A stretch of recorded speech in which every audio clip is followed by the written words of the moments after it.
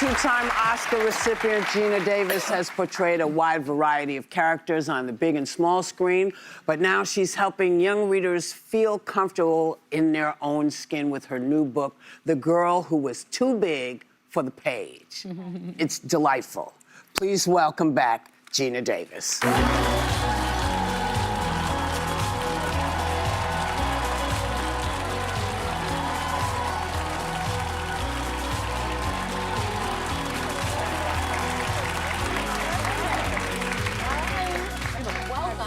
So do you. Now I understand the title. It took you now? I've never seen her in person, so I didn't know how tall you were. Yes. Yeah. I'm plenty tall. Well, Geena, we were just talking to Amber Ruffin about the White House Correspondents' Dinner, but let's remind everybody that 20 years ago, you were the commander-in-chief Oh, yeah. on a television show, but we're not going to say that.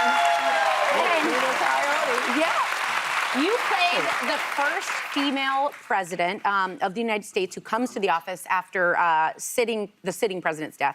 Did you think 20 years later that a female president would remain just a TV character? Well, first of all, as you were. Thank you very much. I still consider myself the president. You know, when I was doing the show and doing publicity for it, every interviewer would say, "Do you think we'll ever see a female president in our lifetime?" And I'd be like, "What century are you living with?" Yes, we have to see a female. It has to be, forget about the first one, it has to be just as likely that it will be female as male. You know, we came close. Twice we came close. And I, you know, I hold out every hope. Plus, I just want to point out, I'm not even old enough to be a president yet. Of course not. Goes without saying. Well done. So either the show comes back or I become the real president. You know, either one is TV fine, magic, that's what we call exactly. Geena, my understanding is that just 3 years old, you announced that you were going to be in the movies, and you have done just that with iconic roles from Tootsie to Beetlejuice, The Accidental Tourist, for which you won an Oscar, Thelma and Louise, A League of Their Own. It's honestly impossible to choose a favorite.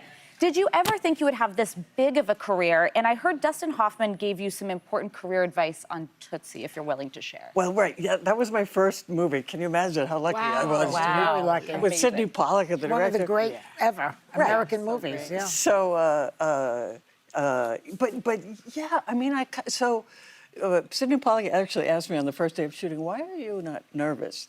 And because it's Dustin Hoffman you're acting with, and and I think it was. I said, I don't know, but I think it was because I was like, well, this is kind of what was supposed to happen, isn't it?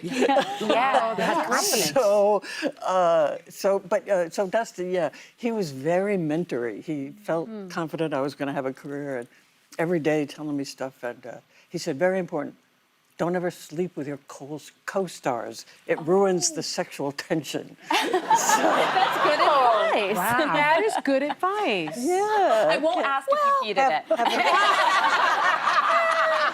She begs to differ.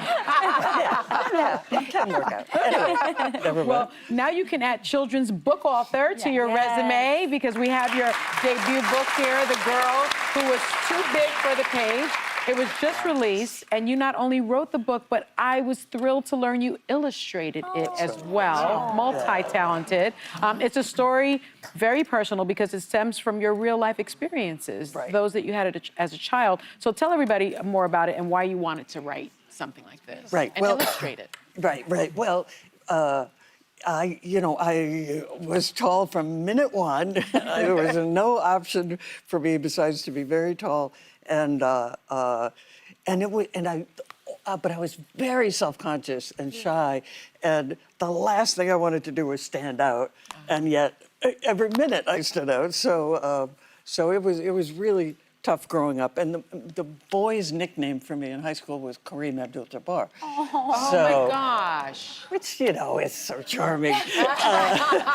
So I already, you know, this has always been part of my life. But once I stopped growing, I became very comfortable with it and happy. Yeah. And I got cast in Tootsie because it was funny to look at me and Dustin Dustin. hopping together. Yeah. So, And so many women would love to be your height. if I could sell a couple inches, Oh, man. I still have plenty left over. But so that's always been in my mind. But I had an idea about what if there was a character in a children's book who knows they live in a book, and they are aware that people are reading it. And then I thought about, well, and then what if she's too tall for the book at some point? And if you'll do this reveal, I hope, how does she end up finding her place? Well, right. She realizes that she's trying all these different ways to fit in and squish down and stand funny and ties her shoelaces a lot. But then she realizes that you actually don't need to squish yourself to fit in. Yes. Yes. Right? Yes. And so all she needed, she wasn't too big, she just needed a bigger page. That's great. So funny. Yeah. Thank Needed a bigger page. Just needed a bigger page. You know? Yes. In Jaws, they needed a bigger boat. Yes. That's right. Here, she needed a bigger just need a page. bigger And page. who doesn't need a bigger page? Who doesn't? We all do. Right. Great to see you, Yeah. by the way. You know, thanks to Geena Davis, her new book, The Girl Who Was Too Big for the Page, is out now, and you can scan the QR code on your screen to buy it. But you know what? Since you're members of our studio, what? What? Okay, members of our studio audience are going home with a copy of the book.